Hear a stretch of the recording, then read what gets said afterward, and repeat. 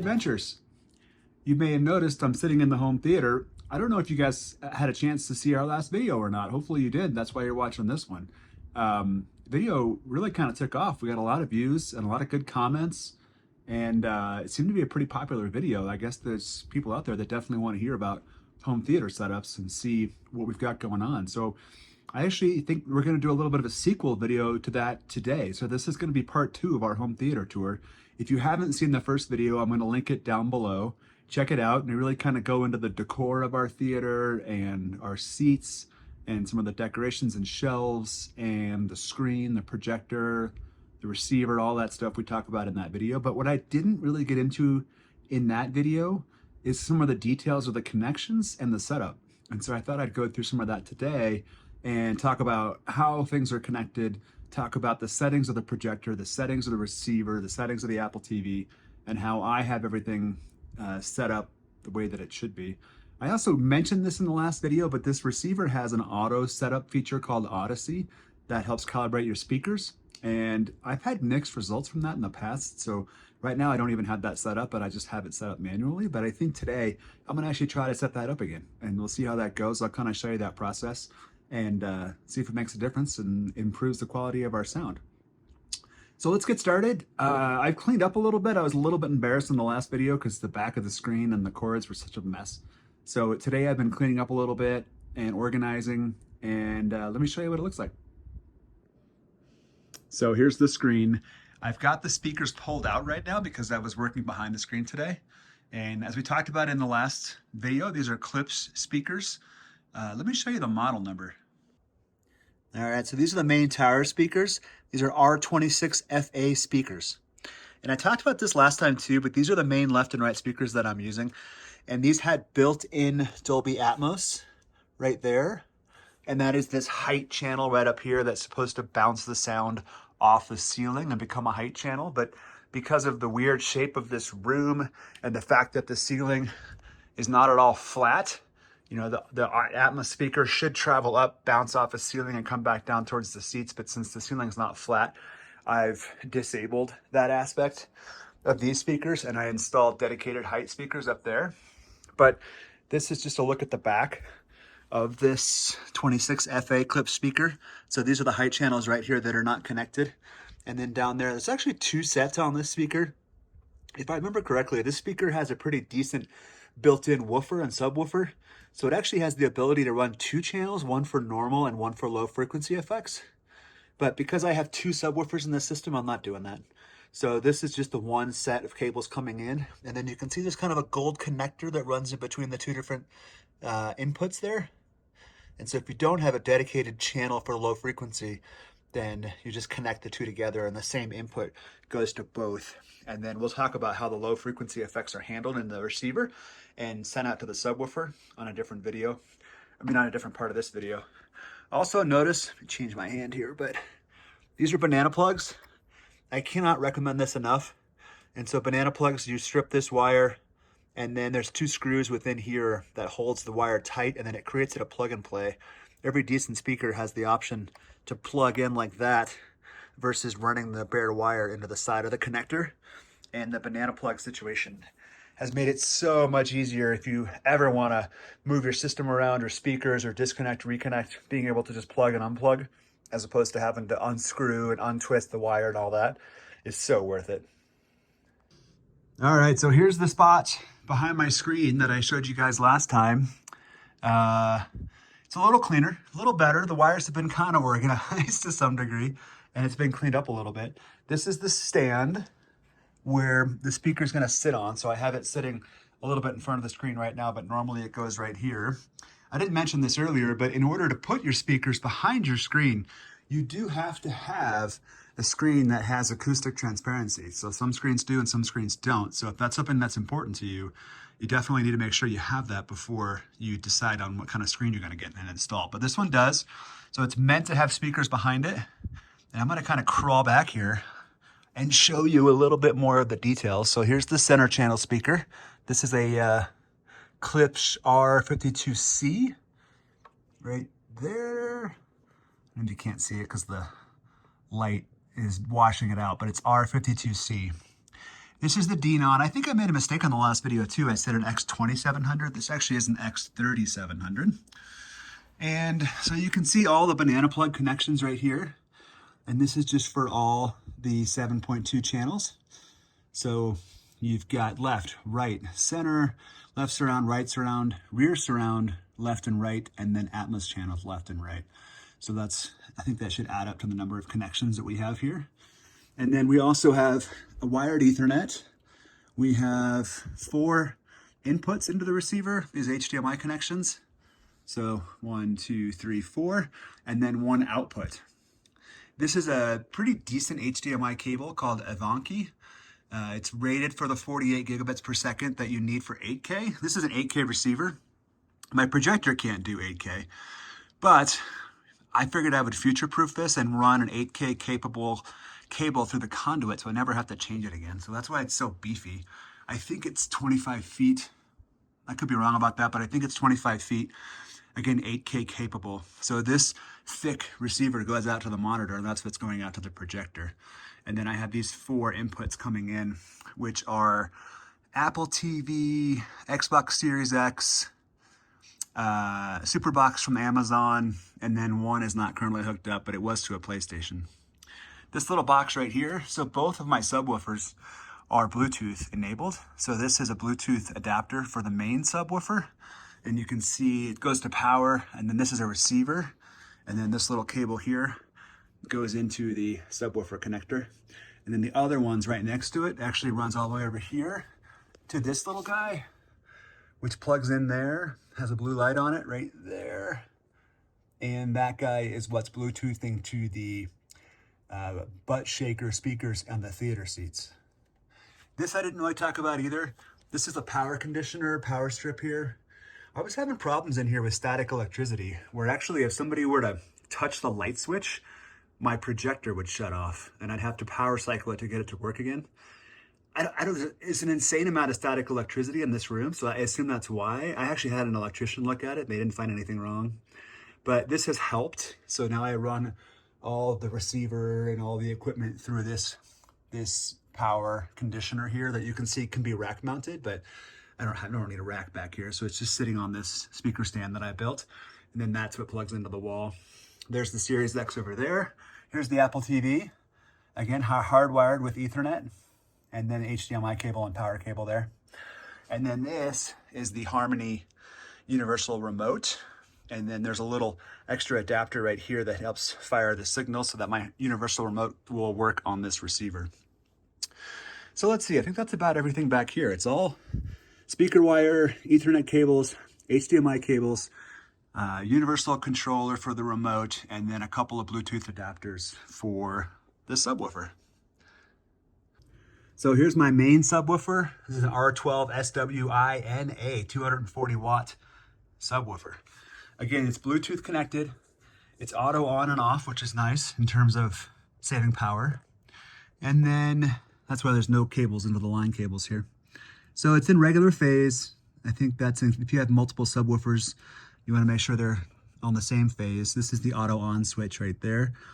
Low pass and gain. So gain essentially is just the volume. I'm actually going to change this because we're going to do the Denon setup for the Audyssey speaker calibration, and it recommends that you have your gain or your volume at 50% to do that. So I'm going to put that at 50% for now. And then next to it is the low pass. This is the frequency cutoff. We'll talk more about that when I get into the settings of the receiver, but you can see this is turned all the way up.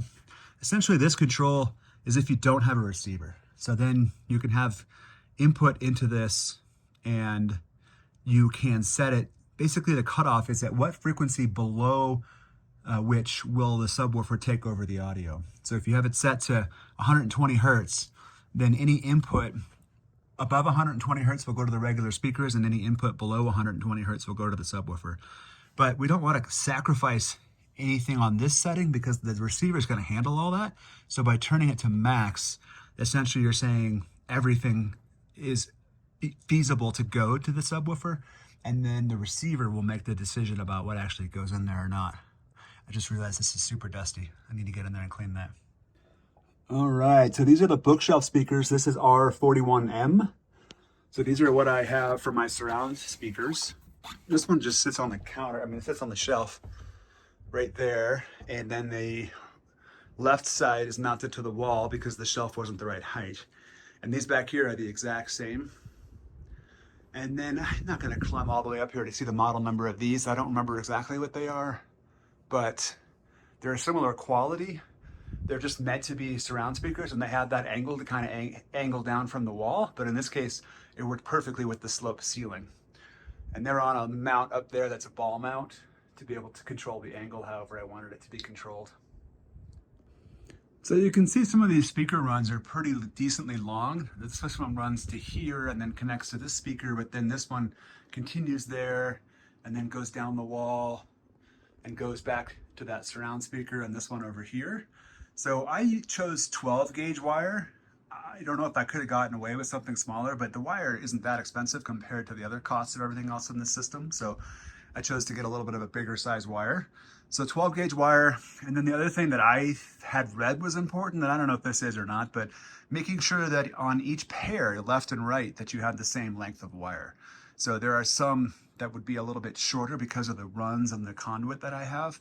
And it's tempting to just cut the wire and run it and wire it at whatever length you need without having any excess. But you should have both the left and the right have the same length of wire. I think it has something to do with the time it takes to the sound to get to the speaker from the receiver. And you want to make sure there's not even a milliseconds difference between left versus right. That'll make the sound a little bit kind of out of phase. I could be making that up, but that's what I had read. So 12 gauge wire, equal sizes on each sides. So I think that's all for the speakers, the connections, the wires. Let me show you some of the setup. And before I get into the Audyssey audio sound setup, let me show you some of the settings on the projector and what options I have there. All right, so looking at the main screen here, I'm gonna bring up the projector menu. Let me zoom in a little bit so you can see. I'm gonna go to the left. So the first setting here is picture mode.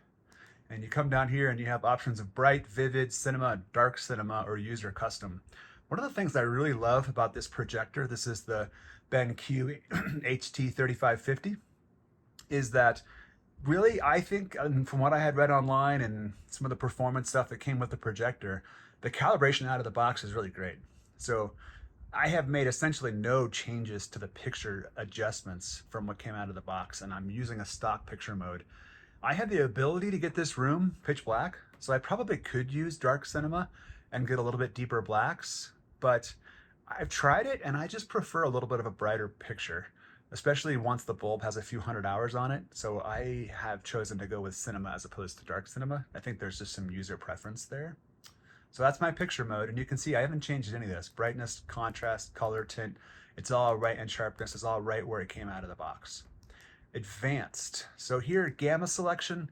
This also I feel like is a little bit of a personal preference as to kind of what you like in lights versus darks, but I experimented with a few of these, and 2.2 is what I preferred. So that's where I have my gamma set at.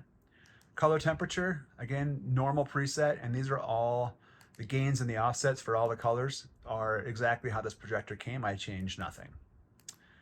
Color management, same thing, hue, saturation, and gain. These are all factory out of the box.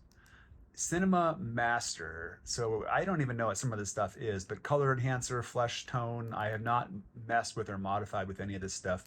Motion enhancer, I made sure to turn that off. And some people may have different opinions, but this is what gives you kind of that soap opera effect. It might be something that I would think about turning on for sports, but I haven't ever done that, and I've never had any complaints. And to have that on for a movie looks absolutely horrible in my mind. It gives you that kind of soap opera-y, smooth motion. You know, I think it adds extra frames in between to make motion very smooth. I recommend keeping that off. Dynamic iris is a feature of this projector. So the iris actually will adjust itself depending on the dark levels of the image. And I had this set on middle. What it does is it helps kind of, you know, give you true accurate blacks and then brighter brights, a little bit more of an HDR effect. The reason I have it on middle is because I liked the picture quality when it was on high, but I could see it. So if it would switch from a really bright image to a really dark image, you could see a transient little bit of a flicker as the iris adjusted, and it drove me nuts. And so when I put it on middle, I think you get the best of both worlds, where you still get a great image, but you don't get that flicker effect. brilliant color on, and then light mode, I have it on normal. I could put it on eco or smart eco, but again, I'm less worried about saving battery or lamp life than I am about having the best possible image. So I like having a little bit more brightness on the image, so I keep that on normal mode. So that is it for the advanced menu and the picture menu. Next door we have display. I don't really have anything here to talk about. I have 3D turned on. This does have 3D capability, which I rarely use. And then HDR is just set to auto. So it'll detect an HDR signal and automatically adjust. Oops, I just turned silence off. Let me turn that or on. I don't even know what that means. I have to look that up. So let me turn that back off so I don't have any changes. Okay, so now I go over to installation. This is set to the front ceiling projector position, so that actually reverses the menu because the projector is actually mounted upside down. But if you set it up as a ceiling mount, then the projector is smart enough to reverse the menu so you're not looking at the menu upside down. Auto keystone allows you to have the projector a little bit off in terms of the angle. So projectors have something called horizontal and vertical shift, which allow you to adjust the image horizontally and vertically to get a perfectly straight on image, even if your projector is not perfectly centered in the center of the screen. The keystone lets you go even farther beyond shift. So even if you have it vertically shifted as much as possible, you can aim the projector up a little bit higher or a little bit lower, which would then distort your image and make it look more like a trapezoid instead of a square. And so auto keystone helps correct that. However, it also kind of messes with your image. So I made sure to mount my projector in a place where I didn't need keystone correction. So I had this turned off. Test pattern just puts a test pattern on the screen so you can align the image to your screen. Aspect ratio allows you to choose auto or 4:3 or 16:9. I just have it on auto, although I guess I could leave it on 16:9 because that's my screen. 12-volt triggers for those of you that have high-end setups where you've got different devices that can help control your projector via a 12-volt connection that's on the back of the projector. I don't have that. High altitude mode is interesting. You know, we are at high altitude. We're at 8,700 feet here. And so according to BenQ, I should have this turned on, but I don't. And that's because it makes this thing sound like a jet engine taking off. The fan noise gets so loud, even when it's not warm in the room, that it's kind of unbearable. And so I haven't had any problems with overheating. I keep the ceiling fan on when it's at all warm in here, and it's been fine. I think that's the idea, is that the air is less dense. So in higher altitude, you need to move more air to cool the lamps and cool the machinery. So I don't know, maybe I'm setting up my projector for premature failure, and maybe that's why I've had a couple of lamps go bad, but I almost would rather replace lamps more often than deal with a projector that's so loud that it totally disturbs the audio of a movie. So I'm gonna leave that off. And then these are just basic setup stuff, what it says when you turn it off, how long before it powers itself off, some menu settings about where the menu is, auto source. I do have that on, although I only have one source connected. You know, I have a receiver, so I only have one HDMI into the projector, and the receiver does all the sourcing. And then sound is turned off, because if you're putting in a home theater system and using the basic sound that comes out of your projector, then I think you're doing something wrong. Advanced system setup, this is things like lamp settings where you would reset your timer. Here, as you can see, I have 426 hours on this lamp right now, so not too bad. But once I start hitting about 1,000 or 1,500, I probably would order a replacement and have it on hand.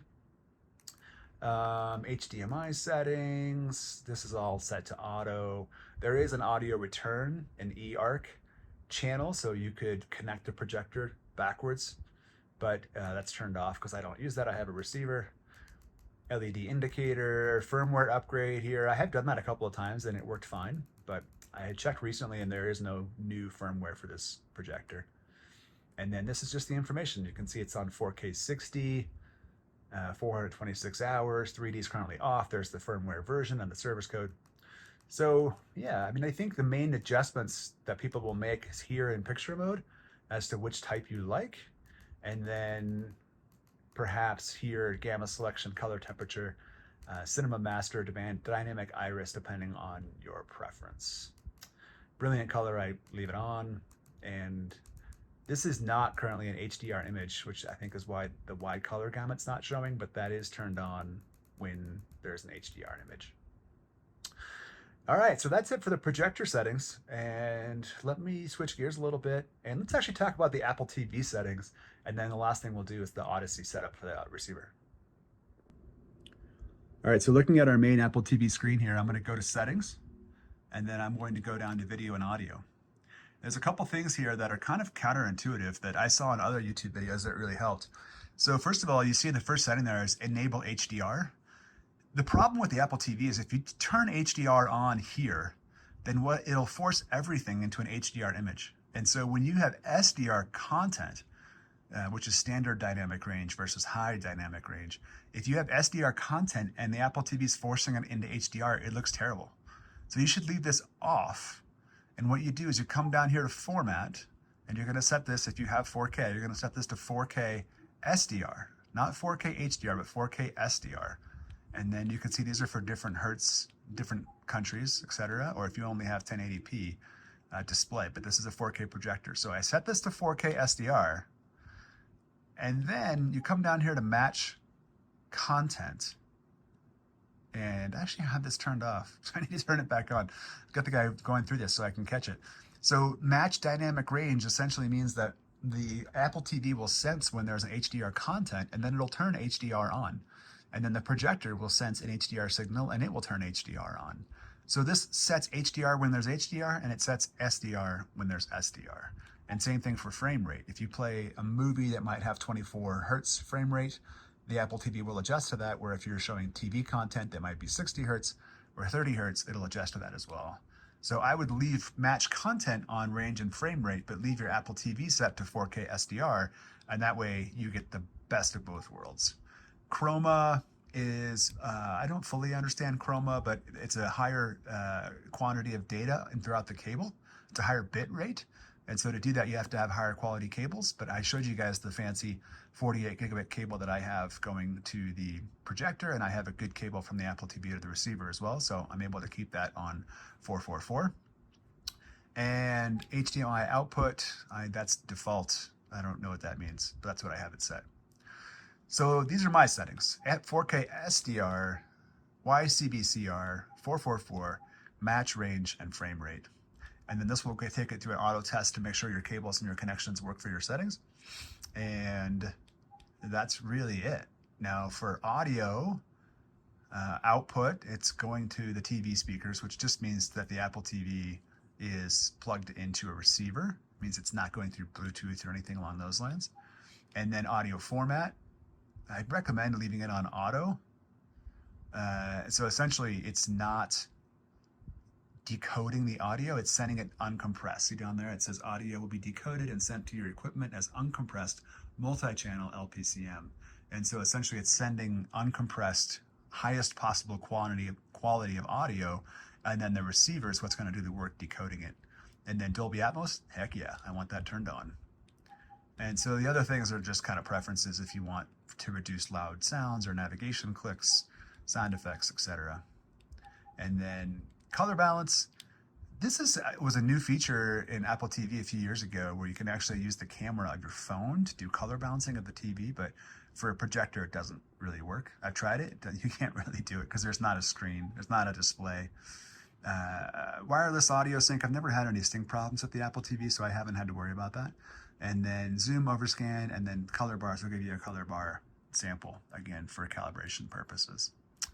So that's about it for the video and audio settings within the Apple TV, which is what I use most of the time for my streaming service. I just found it to be the best and the highest quality.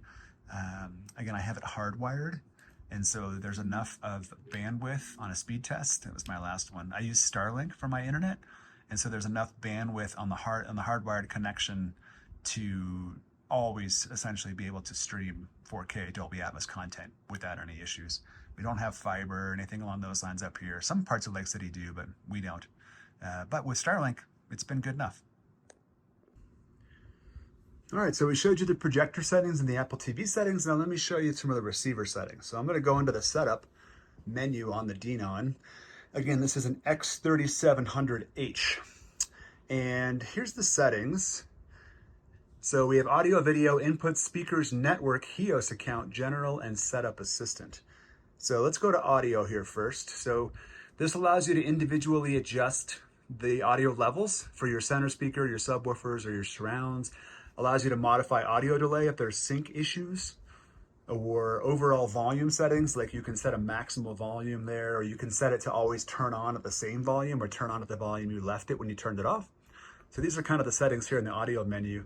Graphic EQ allows the receiver to go through and set an equalizer for each individual channel, which requires the Audyssey setup, which, as you can see, is grayed out there because I don't currently have it going. But I think we're gonna actually figure that out today and give it a try.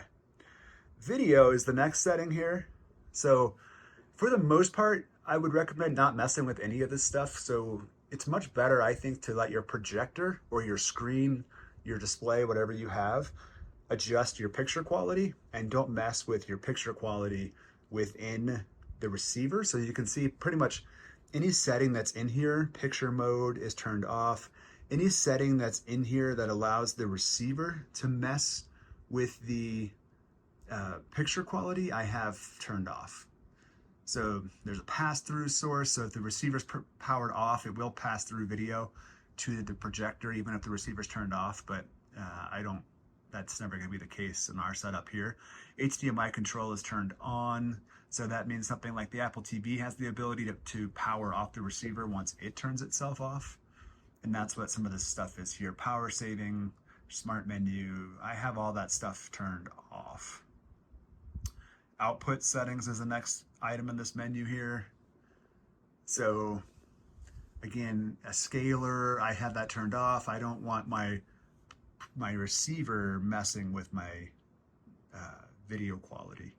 On-screen display is just what we're looking at here. Screensaver's turned off because the projector has its own screensaver.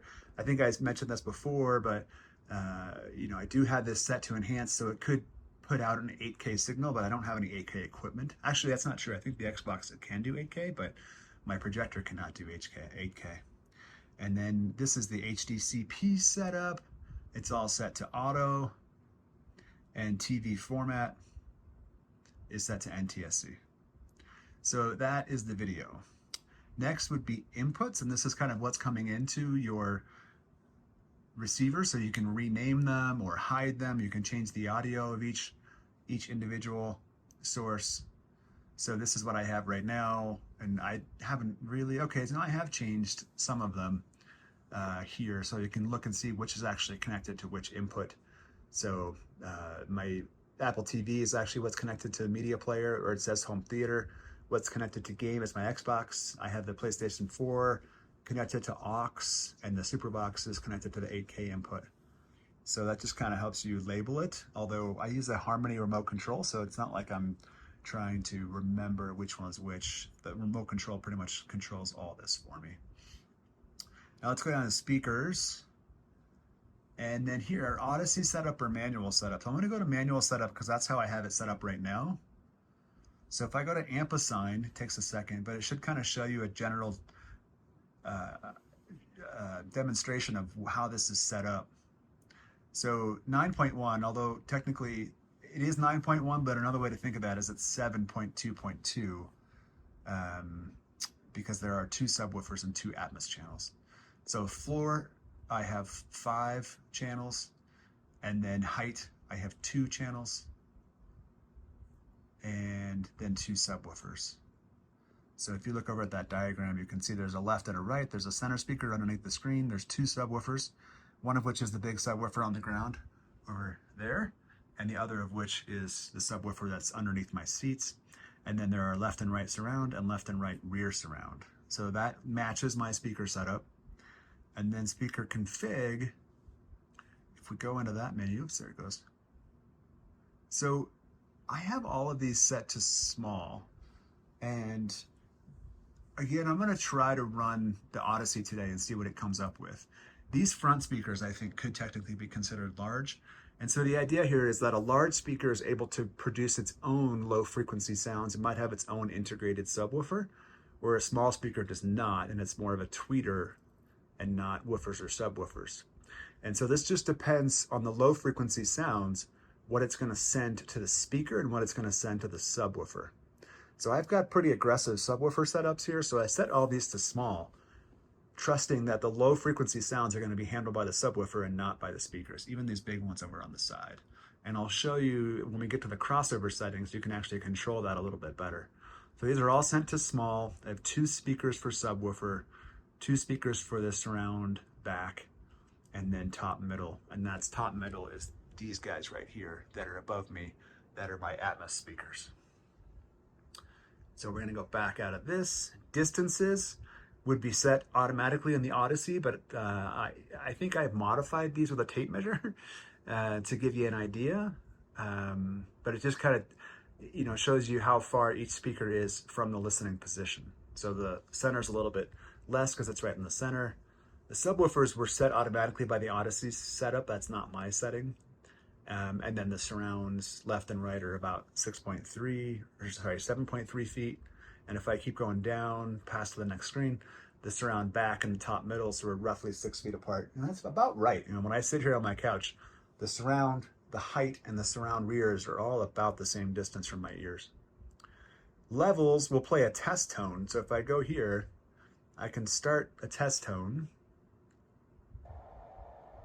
And then I don't know if you can hear that on the video, but now I can go through each channel and adjust it. And so that's what I've done. And I did this basically just based on what it sounded like to me. And you can see it's equal, meaning front left is 0.5, front right is 0.5. Surround right is 1.0, surround left is 1.0. The surround backs are both +3s. The top middles are +3s. And then the subwoofer has a plus on it as well. So that is something that I adjusted manually, but when we do the Audyssey setup, it's going to adjust that automatically as well. And then here's the crossover settings. This has confused me for the longest time, but basically what this means is that these are the frequencies below which the receiver will send the audio to the subwoofer as opposed to the speaker. The bigger the speaker, the more it's able to handle deeper sounds. So that's why these big front speakers right here, I have set to 40 hertz. So they'll handle quite a bit of bass themselves, but anything below 40 will go to the subwoofer. But on the center speaker, it's set at 60, and then the surround back, and top middle are all set at 80. If I remember correctly, I got these settings from Klipsch. I went onto their website, pulled up these speakers, and this is what they recommended for these particular speakers in terms of the crossover sets. So that's how I have it set up. But if we do the Audyssey setup today, it's probably gonna totally change all that. And then bass. So I showed you guys earlier the frequency control on the back of the subwoofer and how I turned it all the way up. So here is where you would set the kind of cutoff for the subwoofer as well. Not each individual speaker, but just the channel as a whole, or the audio track as a whole. The 2 different modes are either LFE or LFE plus main. And what that means is that if you put it on low FE, LFE, then the subwoofer will only get audio that's designated as a subwoofer track in a movie that's got Dolby sound in it. And I felt like I just wasn't getting enough out of my subwoofers when I had it set to that, and I preferred a little bit more of a rumble. I think that's also a personal preference. Some people are driven nuts by too much subwoofer sound and rumble, and some people like it. I like it to a point. So I have it set to LFE plus main so that the entire track is analyzed by the receiver, whether it's dedicated subwoofer track or not, even if it's in the regular center channel or anything else. If it's below 120 hertz, then it will consider sending it to the subwoofer. So my understanding is that this is the subwoofer settings, and then you also have the individual speaker settings on the crossover setting. So each of those is applied to direct the sound to the right place. Hopefully that makes sense. All right, so that's the speaker setup. I won't go into network setup. It's just hardwired. So it's hardwired with an IP address, no Wi-Fi or anything like that. HEOS is a proprietary Denon thing that I don't use, so I don't even know what that is. Here's the general settings. Again, most of these are set once and then don't worry about it kind of things, but there's an eco power saving feature. I don't have that turned on. I do have the Bluetooth transmitter set up for the subwoofer. Zone 2, so you can direct 2 channels to a second zone if you want. I don't have that set up here. I only have 1 zone. You can rename your zones, quick select names. I'm not using a trigger. I mentioned that before, the 12-volt trigger control of the projector, but we're not using that. And then these are settings like how bright is the front display. This is where you would upgrade your firmware. Let's see what information says. Information audio tells me I have Atmos running right now. Information video will give you an idea of exactly what you're running. So this is 4K 60 with that higher bit rate 444, and then your pixel depth there. So I'm gonna go back out of general usage data. I'm not sure. Oh, okay, so this is anonymously sending my data to Denon so it can analyze how its receivers are doing. You can actually set all of your settings to a USB device. So if you've got a new one, I think you could copy your settings over. I haven't done that, probably never will. So that's it for general. And then Setup Assistant is where you would go to when you first start using your receiver. So let's get into the Audyssey setting and see if we can set that up and see how that goes and see what it changes. All right, so we're back in the setup menu here, and I'm actually gonna enter it into that Setup Assistant that I just mentioned. So this is what you would start when you first got your receiver, but also if you wanna kind of set it up from scratch again, this is what you would enter. So it takes a little bit to load. Language select, I don't think I need to modify that. I'm fine with English, but I'll go into speaker setup. So this section walks you through placing and connecting your speakers. So I'm gonna hit next.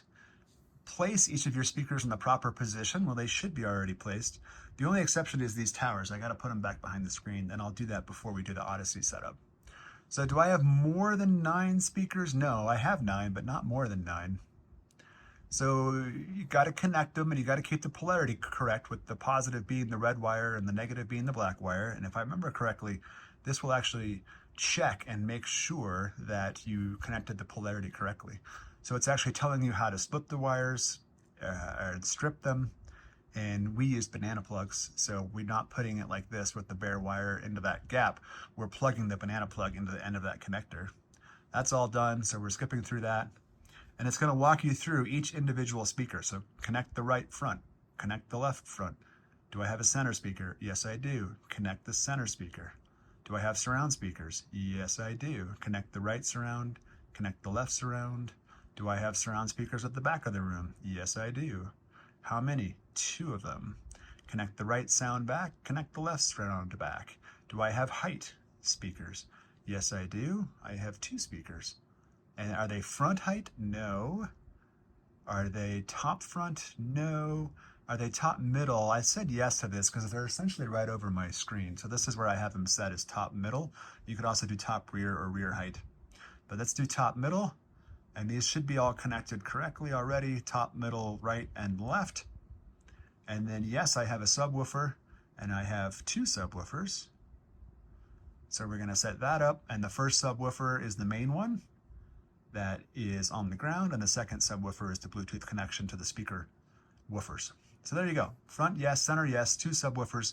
Yes to surround back, 2 of them, and yes to top middle speakers. So now they're gonna verify each one by playing an audio sound, and you gotta make sure the sound is coming from the speaker that it's supposed to be coming from. And make sure your subwoofer's turned on. It is. All right, you probably can't tell on the video, but yes, that sound is coming from the left front. So I'm gonna go through these pretty quickly. Yes, that's coming from the center. Yes, that's coming from the right front, right surround back, left surround back, left surround, right height, left height. Ooh, the subwoofer's loud. And I don't, oh, there we go. Okay, now I feel that sound from the butt shakers. So good, everything's working. So then we're gonna go to speaker calibration, and this should be where we're gonna set up Audyssey. So there's that little rocket ship looking thing, that's the microphone. So let's get into this. Next. So here's the current speaker configuration, and we just set that up, so yes, that's correct. And so now we need to connect the microphone to the tripod and connect that to the receiver. So let me grab that and I'll show you what it looks like. All right, so this came with the receiver. At least I think it did, I'm pretty sure it did. And this is the way that the receiver is gonna actually measure the audio coming out of the speakers, and it can use the little millisecond delays to figure out how far apart each speaker is and how the sound is reflecting off the different surfaces in the room to help create the best possible audio. So this little speaker here is loose on top, and it just kind of spins and locks into these little grooves. And then you can set different heights with these little tabs on the side here, and you can lift this guy up and down to whatever height you want. And so it's got a long cable, and it's gonna plug to a port on the front of the receiver. I'm gonna do that now. And then we're gonna set it up, and the Audyssey system should walk us through putting it in, I think it's 9 different places. And then it plays these test tones and measures the audio and then calibrates the speakers. So let's see how if it works. So I'm going to plug in this, and then I'm going to put my main towers back where they go behind the screen to make sure it's accurate. You also want to make sure things like doors are closed, and I'm going to turn off my ceiling fan. So I'm going to have it be as quiet and as similar to what it would be like for the ideal movie watching situation as possible before I start this. So I'll plug it in, and then I'll get back to you when I start setting it up. Okay, rocket chip microphone is connected to the port on the front of the receiver. Those tower speakers are back where they should be behind the screen. Subwoofer's back in the corner. Let's do this. So if I go to next, okay, yes, I already did that. I connected the microphone. Make sure your subwoofer's plugged in and turned on. I did set the subwoofer to 50% gain. And you know what I need to check? I need to check the volume of my butt shakers and see if they are at 50%. Let me check that. So these are the Octane seating bass shakers. And this little guy right here is actually a little remote control just for intensity, which is essentially volume. And you can see it has some of the same settings like any other subwoofer. So this is set the same way. So there's the frequency setting, and this is turned all the way around to the highest to let the receiver do the work with the crossovers. And then balance left and right. I don't know why you would ever not have it balanced, but I have it balanced left and right. And then this is intensity as well. So you can either use the little remote or you can push those buttons there. Trouble is, there's absolutely no indicators whatsoever as to what the intensity is set at. So I'm just going to leave it where it's at and hope for the best. All right, so subwoofers are set. Let's hit enter and go to the next. So 8 different positions. You can see there it's kind of center listening position, left, right, front listening position, center, left, right, and then rear, left and right. And so we'll get our microphone set up in each one of those positions. So I think it's going to tell us to go first. All right, so point towards the ceiling, adjust the height to match the ear level of the listener seating at the main listening position. Make sure you're always 20 inches away from the back wall of your room. That will not be a problem. So I'm going to set up this microphone to this spot, and maybe I'll set up a little time lapse so you can see how this looks as I go through each individual position.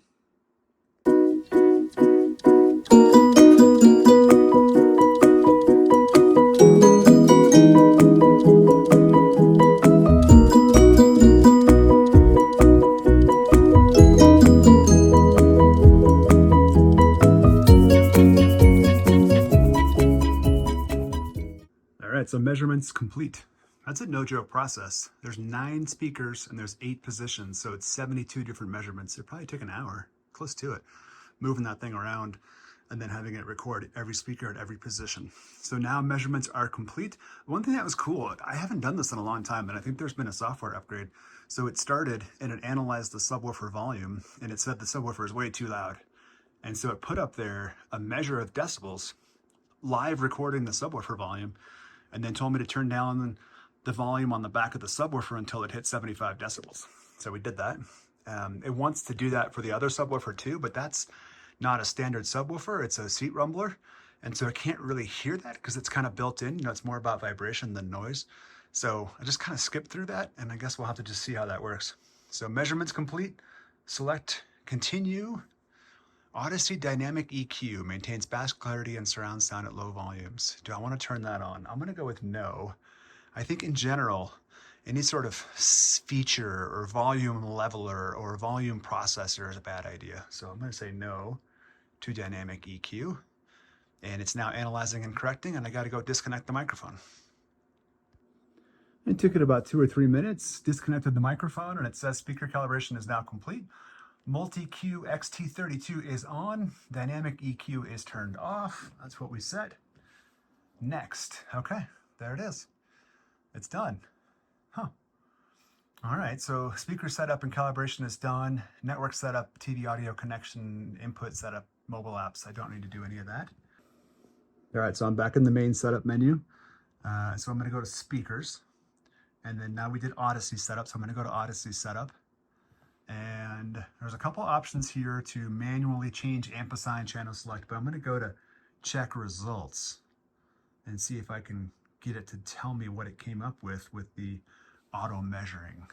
So check results, speaker config, All right, so see how I changed it? It made the fronts large and everything else small. And I think that's reasonable. I'm going to listen to it with what it's recommending there. And then let's see what it came up with for distances. So this looks oddly similar to what it was before. I think it's close, but it's a little bit different. 11.3, 11.4, center's 10.5. I have no idea where it gets that subwoofer distance from, but you know, the subwoofer is about the same distance as the front right, so that's a lot farther than it actually is. Surround left and right should be about the same, so they're off by a little bit there, but the surround back and the top middles are really close. So overall, that's not too bad for kind of auto measuring distances. And let's see what it came up with for levels. So front and right down 1, center down 3, subwoofer 1 down 9, subwoofer 2 up 11. Again, I think that's because it can't hear subwoofer 2 because it's not a true subwoofer, it's a seat rumbler. So we'll have to see how that plays out. Left and right are both down a little bit. Surround backs are about there, and top middles are down a little bit. So overall, it kind of wanted to turn things down a little bit. I sometimes feel like, partly because I'm old and my hearing isn't perfect anymore, that I need to increase the center channel to be able to hear dialogue a little bit better. But we'll leave it as is right now and see what it sounds like, and then we can change things later. So crossovers. So it's saying, okay, interesting. So it's saying front speaker full band, so allow it to put everything out, including all the way down. Center 90, and then the surround and surround back 60, and the top middles, these height speakers 110. That doesn't sound terrible. I'm going to leave that what it came up with there. Oops, I went back twice. And let me go down. There's one more here, equalizers, and I'm not sure what that actually is going to come up with. So let's see. Selects the calibrated reference compensation curve. Okay. Oh, hello. Front, left, front, right throughout the different frequencies. Interesting.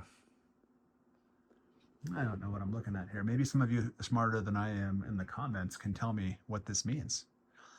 It seems to kind of show you where the speakers drop off and where they cannot produce any significant volume in the lower frequencies.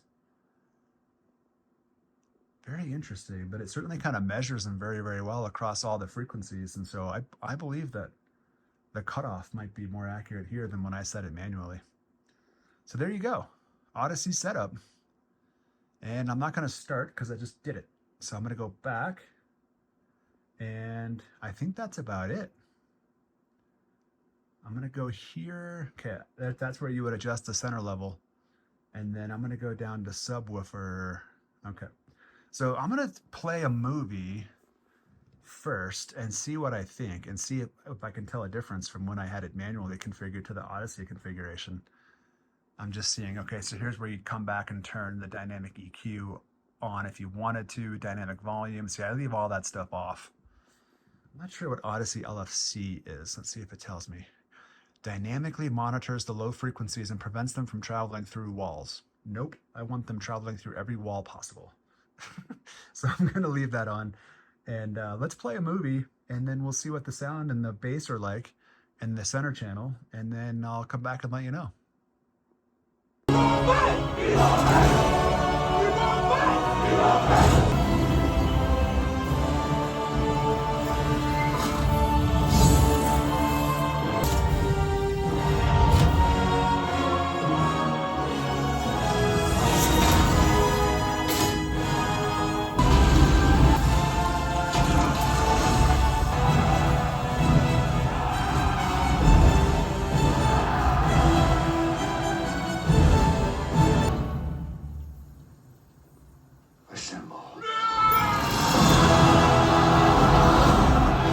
All right, that sounds pretty great. I think it's definitely better. The sound is cleaner. It's more, I don't know, there's less distortion, there's less echo. I think taking the room size and shape into effect. The actually three changes I made, I did turn the main subwoofer up a little bit. I feel like it was too quiet. And again, I like a little bit more bass. And I turned the bass rumblers down a little bit because it was a little aggressive. And then I increased the center channel just a little bit, just by 2 decibels, just to make it a little bit easier to hear that dialogue. And then Avengers Endgame rocked. So that was awesome. What a cool experience. I should have done that a long time ago, actually, because calibrating it, I think, definitely makes a big difference. And we'll see how I think it goes over the next couple of weeks with different experiences and different movies. But so far, so good. So I think that does it. We showed you the projector settings. We showed you the Apple TV settings and the Denon settings, and kind of walked you through Audyssey calibration and how that works. And it's now calibrated and clean, and this room is ready to go. Making this video, it's a little bit for selfish reasons, because I'm hoping that maybe it'll reach people that know more than I do, who can look at my setup and how my settings are set and tell me how to make this better. Give me suggestions. You know, what picture quality changes should I make? What audio changes should I make? What equipment could I get that might make this a little bit better? I got one comment on the last video that recommended some audio, I forget what it's called, but those little kind of cushions that you put on the wall to help prevent the sound waves from bouncing off the wall. Kind of audio cushions, audio pads. I'm blanking on the name. But I think you know what I mean. I looked them up online, and you can get 12 by 12 inch square felt kind of foam pads that you put on the wall to help decrease audio reflection, a pack of 24 for $30. So they're not expensive. So I might do that, actually, and see what that does as well, because this room is definitely echoey with all the different weird shapes to the ceiling and everything else. So again, thanks for watching. Please put some comments down below and let me know what you think and what I could do to make this even better. I'm always open to suggestions, and I just want to keep working on this. It's a little bit of a hobby that I want to keep tinkering with. And, you know, out here in the middle of nowhere in rural Colorado, having a nice home theater setup is a blessing, and we are very, very lucky. So again, thanks for watching, and we'll see you on the next one.